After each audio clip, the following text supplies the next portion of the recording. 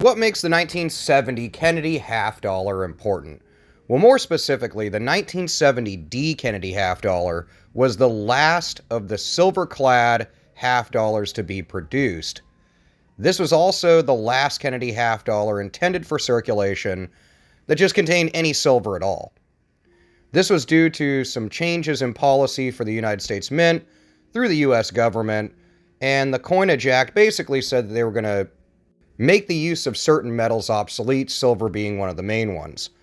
A total of 2.15 million of these things were made, and it made the 1970 the lowest mintage business strike Kennedy half to ever come out until way later in the 2000s. Now, the 1970 is probably one of those coins that maybe you've never considered, but they can have really, really good value to them. As my previous video said, many people flock to the 60s, 1964 Kennedy half, and even the 65 since it was the turn of that change in use of precious metal, but the demand is still really, really high for the 1970 coins and 1970 coins in general. In 64, they instituted a date freeze on silver quarters, dimes, and half dollars until the mint produced what they thought was going to be the amount needed. This also began a production of the copper nickel-clad coins, which we're really well aware of. The 1965 Kennedy halves took almost 2 years to produce. This is due in part to a few things, but it's mainly because quarters and dimes were already starting to be minted in a copper-nickel composition, but the silver content in half dollars was reduced from 90% to 40%. This increased the copper content from 10% to 60%.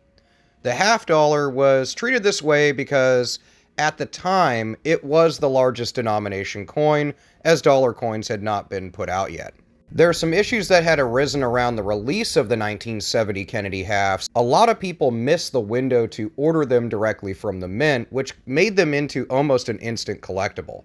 There are many 1970 Kennedy half dollars, specifically 70Ds, that are in the mid-MS grades from 62 to 65.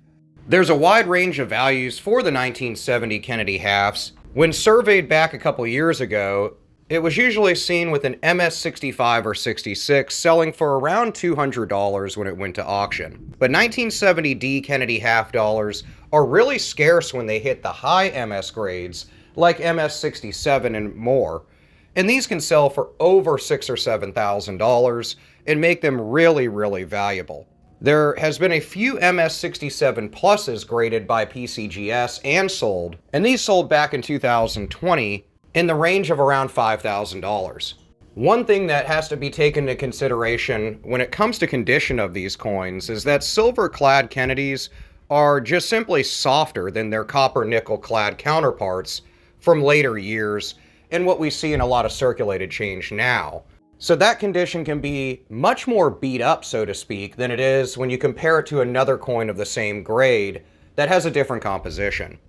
So these coins can have really good value to them. Maybe you have quite a few of them. On the low end, they can be worth sub $100 ungraded, depending on condition, all the way down to about $3 or $4 if they're really beat up.